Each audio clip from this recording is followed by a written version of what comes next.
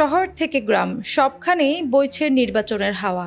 যোগ্য প্রতিনিধি বাছাইয়ের হিসাব নিকাশে ব্যস্ত ভোটাররা। অভিজ্ঞদের পাশাপাশি এবার সমান তালে সক্রিয় তরুণ ভোটাররাও। ঘর, ক্যাম্পাস কিংবা অনলাইন সবখানেই চলছে ভোটপূর্ণ আলোচনা। সম অধিকার প্রতিষ্ঠায় নিজেদের প্রথম ভোট গুরুত্বপূর্ণ এমন প্রত্যাশা তরুণদের। জুলাই আগস্টের গণঅভ্যুত্থান পরবর্তী বাংলাদেশ বিনির্মাণে নতুন ভোটারদের ভাবনায় এসেছে কি পরিবর্তন, সে প্রশ্ন ঘুরপাক খাচ্ছে আলোচনায়। চায়ের আড্ডা হোক কিংবা ক্যাম্পাসের করিডোর, তরুণদের আলোচনায় এখন নির্বাচনই প্রধান বিষয়। দল, মত, প্রতীক না, প্রার্থীর যোগ্যতা কোনটি প্রাধান্য পাবে ভোটে, তা নিয়ে চলছে যুক্তিতর্ক। বেসরকারি বিশ্ববিদ্যালয়ের চতুর্থ বর্ষের শিক্ষার্থী একজন নতুন ভোটার। তিনি চান উৎসব মুখর ও অংশগ্রহণমূলক নির্বাচন। শিক্ষার্থী বলেন, এবার যেহেতু একটা ভোটিং কালচার আমরা পাচ্ছি, তরুণদের সক্রিয়ভাবে অংশ নেওয়া উচিত। রাজনৈতিক বিষয়ে সচেতন হওয়া নাগরিক হিসেবে আমাদের দায়িত্ব। নারী ভোটারদের মধ্যেও বদলেছে হিসাব।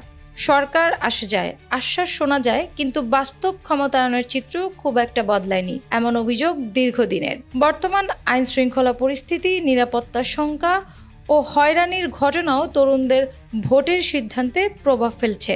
নির্বাচন কমিশনের তথ্য বলছে, ত্রয়োদশ জাতীয় সংসদ নির্বাচনে মোট ভোটার 12,76,00,000-এর বেশি। এর মধ্যে 2026 সালের 5 জানুয়ারি নাগাদ 18 থেকে 37 বছর বয়সী ভোটার হবে 5,56,00,000-এরও বেশি, যা মোট ভোটারের প্রায় 43.56%। অর্থাৎ তরুণ ভোটাররাই হয়ে উঠতে পারে ফল নির্ধারণের বড় শক্তি। বিশ্লেষকদের মতে, এবারের নির্বাচনে তরুণরা প্রতীক নয়, প্রার্থীর ব্যক্তিগত পরিচয়, কাজ ও অবস্থান দেখেই সিদ্ধান্ত নেবেন। তরুণ ভোটারদের টানতে বড় ভূমিকা রাখবে ডিজিটাল প্ল্যাটফর্ম ও সামাজিক যোগাযোগ মাধ্যম।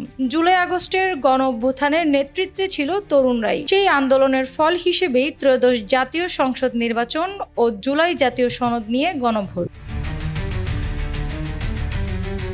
সব মিলিয়ে এবারের নির্বাচন তরুণদের জন্য শুধু ভোট দেওয়ার সুযোগ নয়, বরং রাষ্ট্র, রাজনীতি ও ভবিষ্যৎ নিয়ে নিজেদের অবস্থান জানান দেওয়ার এক গুরুত্বপূর্ণ মুহূর্ত। অ্যানি আক্তার, বাংলাবাজার পত্রিকা।